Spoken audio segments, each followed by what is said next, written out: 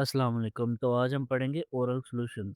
अब सॉल्यूशंस की डेफिनेशन देख लेते हैं। सबसे पहले तो सॉल्यूशंस ऐसे लिक्विड प्रिपरेशन होते हैं जिसके अंदर हमारे पास जो केमिकल है, एक या एक से ज़्यादा केमिकल डिज़ोल्व होया होता है किसी म्यूचुअली मिसिबल सॉल्वेंट्स के अंदर। ठीक है? तो केमिकल जो हैं और मतलब सॉल्यूशन अगर हम केमिकल ही देखें तो सॉल्यूशन जो है ना हमारे पास किसी भी 3 स्टेट्स ऑफ जो मैटर है ना उनके कॉम्बिनेशन को कह सकते हैं आप, ठीक है? लेकिन अगर हम फार्मास्यूटिकल पॉइंट ऑफ व्यू से देखें तो हमारे पास ऐसे प्रिपरेशन जिसमें सोल्यूट डिसॉल्व होया होता है लिक्विड में, ठीक है? और ज़्यादातर जो सोल्यूट होता है या सॉलिड होगा या लिक्विड होगा और वो डिसॉल्व होया होगा लिक्विड सॉल्वेंट में, तो ऐसी प्रिपरेशंस को हम कहेंगे जो है ना ओरल सॉल्यूशन या सॉल्यूशंस। और अगर वो ओरली यूज़ हो रहे हैं तो फिर जो है ना उनको ओरल सॉल्यूशंस कहेंगे, ठीक है? ओरल सॉल्यूशंस के अंदर हम देखें तो सिरप्स आ जाते हैं, एलिक्सर्स और स्पिरिट्स और टिंचर, ठीक है? ये हम जो है ना ओरली देते हैं, इनको गैस्ट्रोइंटेस्टिनल ट्रैक्ट के थ्रू हम एडमिनिस्टर कर रहे हैं, ज़ाहिर-सी बात है, ठीक है? तो हमारे पास जो ड्रग है वो सफिशिएंटली सॉल्युबल होनी चाहिए हमारे पास जो है ना लिक्विड सॉल्वेंट के अंदर, एक्वा सिस्टम के अंदर, ताकि उसकी जो अब्ज़ॉर्प्शन है वो अच्छी हो सके, ठीक है? अच्छा, इनके उसके बाद इनकी प्रिपरेशन देख लेते हैं। प्रिपरेशन जो है ना हमारे पास इसमें इनकी सिंपल अगर हम देखें तो इसमें हमने सोलूट को सिर्फ मिक्स करना होता है सॉल्वेंट के अंदर, ठीक है? लार्ज स्केल पे हमारे पास इंडस्ट्री के अंदर इसके लिए हमारे पास जो है ना मैकेनिकल फिलर होते हैं और जो है ना हमारे पास टैंक्स होते हैं जो है ना जिसके अंदर हम इनकी मिक्सिंग कर रहे होते हैं, ठीक है? जो कि स्टैटिकली स्टेबल होते हैं, ठीक है? यानी जो उनका टेम्परेचर कंट्रोल्ड होया होता है हमारे पास और कंट्रोल्ड हम टेम्परेचर पे रख के उनकी जो है ना मिक्सिंग करते हैं, ठीक है? पहला मेथड आ जाता है एजिटेशन एंड हीट का।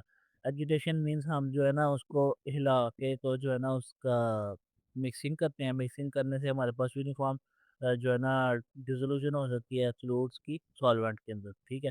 हीट जो है ना हीट भी हम अप्लाई करते हैं। हीट से जो क्या होता है कि मिक्सिंग जो है ना वो जल्दी हो सकती है, ठीक है? लेकिन हीट अप्लाई करने का हमें ये ध्यान रखना होता है कि जो हमारे पास वोलेटाइल सब्सटेंसेस हैं वो जो है ना मीन्स सेफ रहें, वो स्टेबल रहें, क्योंकि जब हम हीट अप्लाई करेंगे तो वोलेटाइल सब्सटेंसेस हैं, वो जो है हमारे पास उनका जो है ना लॉस हो सकता है। और ड्रग जो है फॉर एग्ज़ाम्पल कोई ऐसी ड्रग है जो जो है ना लेबाइल है, थर्मोलेबाइल है, तो वो हमारे पास डिटोरिएट हो सकती है और अनस्टेबल हो सकती है, ठीक है?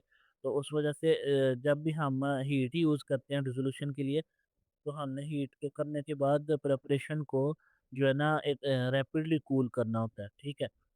रैपिडली कूल लाज़मी करना होता है ताकि जो हमारी ड्रग है वो स्टेबल रहे। उसके बाद ये है कि पार्टिकल साइज़ रिड्यूस करके जैसे हम उसकी माइक्रोनाइज़ेशन या हम कम्बिनेशन कर लेते हैं, उससे क्या होता है कि जो पार्टिकल्स हैं उनका सरफेस एरिया बढ़ जाता है और वो ईज़िली डिसॉल्व हो जाता है, ठीक है? तो ये बेसिकली 2 मेथड थे, हम एजिटेशन करके या पार्टिकल साइज़ को रिड्यूस करके जो है ना डिसोल्यूशन को इंक्रीज़ कर रहे हैं, ठीक है? उसके बाद अगर हम देखें तो सॉल्युबिलिटी क्या होती है? सॉल्युबिलिटी वो जो है ना हमारे पास होती है कि सॉल्युबिलिटी ऑफ सब्सटेंस, हम उस प्रॉपर्टी को कहते हैं कि वो कितना मैक्सिमम अमाउंट ऑफ जो सोल्यूट है, तो वो एक जो है ना सॉल्वेंट की गिवन अमाउंट में डिसॉल्व हो सकता है at specific temperature and pressure, ठीक है? ये सॉल्युबिलिटी की डेफिनेशन है। फॉर एग्जांपल अगर हम देखें तो 1 ग्राम ऑफ सोडियम क्लोराइड है और वो 2.8 ml ऑफ वाटर के अंदर डिसॉल्व होता है, ठीक है? तो ये जो है ना सोडियम क्लोराइड की जो है ना सॉल्युबिलिटी है।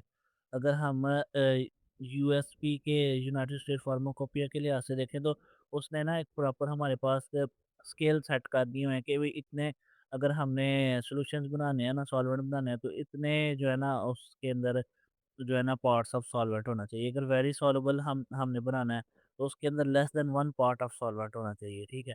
अगर फ्रीली सॉल्युबल सॉल्यूशन बनाना है हमने तो उसके अंदर 1 से 10 पार्ट्स ऑफ सॉल्वेंट होने चाहिए और ये स्लाइटली सॉल्युबल बनाना है तो 100 से 1000 पार्ट्स ऑफ सॉल्वेंट होने चाहिए, ठीक है? और ये आगे डिफरेंट उसकी जो है ना टाइप्स हैं।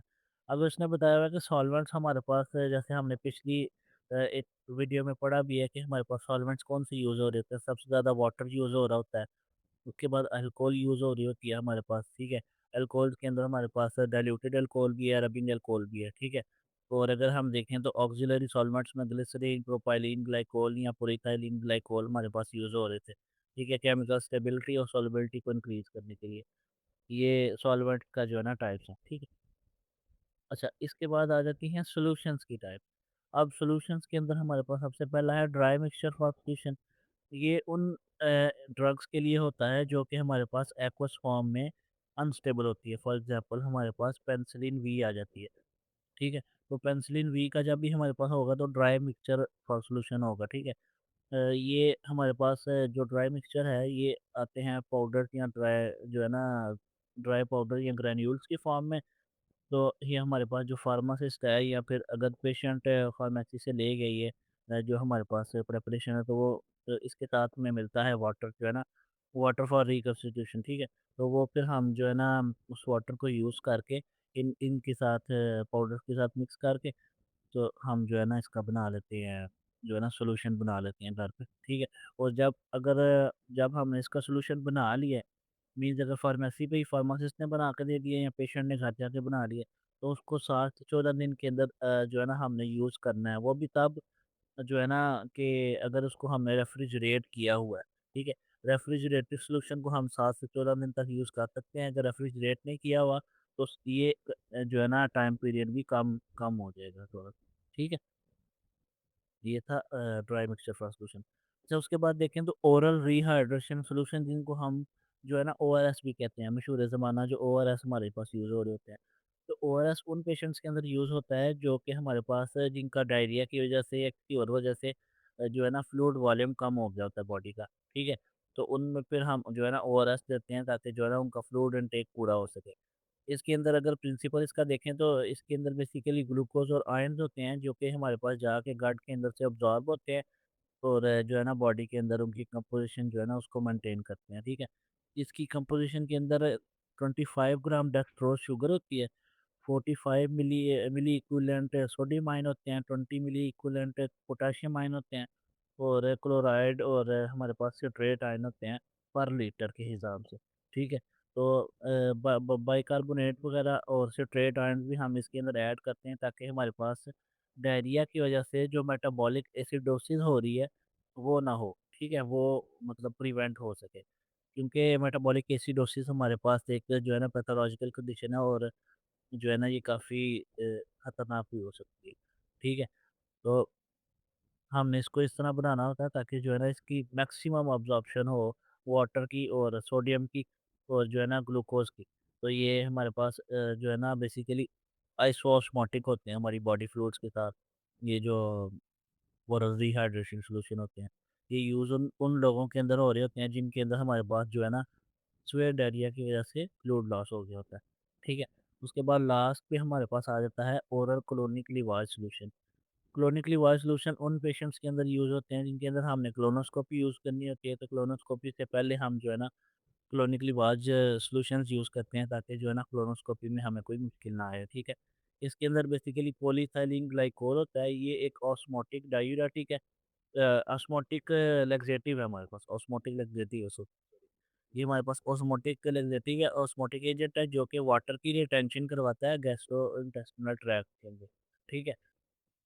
तो ये वाटर की रिटेंशन करवाएगा तो वाटर की जो है ना इसके अंदर क्या होगा कि इलेक्ट्रोलाइट्स भी होंगे हमारे पास डिफरेंट सोडियम जो है ना सल्फेट होगा सोडियम बाइकार्बोनेट होगा और सोडियम क्लोराइड होगा, ठीक है? तो इसके अंदर ये होगा कि हमारे पास जो आयन्स होंगे और ये वाटर की रिटेंशन करवाएगा तो वाटर की जो है ना बाउल के अंदर रिटेंशन होगी तो वो हमारे पास जो है ना फिर हम कोलोनोस्कोपी के लिए हमारे पास जो है ना वो प्रेफरेबल होती है, ठीक है? तो इसकी डोज़ हम 4 लीटर देते हैं, एडल्ट डोज़ 4 लीटर है। जिसमें हम क्या करते हैं कि 240 एमएल एवरी 10 मिनट्स जो है ना हम पेशेंट को एडमिनिस्टर करते हैं, जब तक जो है ना हमारे पास वो वॉल्यूम जो है टोटल कंज़्यूम नहीं हो जाता, ठीक है? 240 एमएल हमने एवरी 10 मिनट्स उसको पेशेंट को देना होता है, लाज़मी देना होता है, ठीक है? अगर आज की बात करें तो आज हमने पढ़ा है और जो है ना सॉल्यूशन क्या होते हैं हमारे पास बेसिकली जो है ना लिक्विड प्रिपरेशन है जिसके अंदर सॉलिड या लिक्विड हमारे पास डिज़ोल्व हो जाता है दूसरे किसी लिक्विड के अंदर, ठीक है? ओरल सॉल्यूशन वो हैं जो ओरली यूज़ हो रहे हैं हमारे पास, ड्रग जो है हमारे पास जो है ना सफिशिएंट होनी चाहिए, सॉल्युबल होनी चाहिए एक्वस सॉल्यूशन के अंदर ताकि उसकी अब्ज़ॉर्प्शन अच्छी हो सके, ठीक है? सॉल्यूट को सॉल्वेंट के साथ मिक्स कर रहे हैं तो वो 2 तरीके से कर सकते हैं, हीट दे के या हीट के बगैर, ठीक है? हीट दे के करेंगे तो फिर हमने हीट का ध्यान रखना होता है, ठीक है? मीन्स जो है ना फिर हमें रैपिडली कूल करना होता है।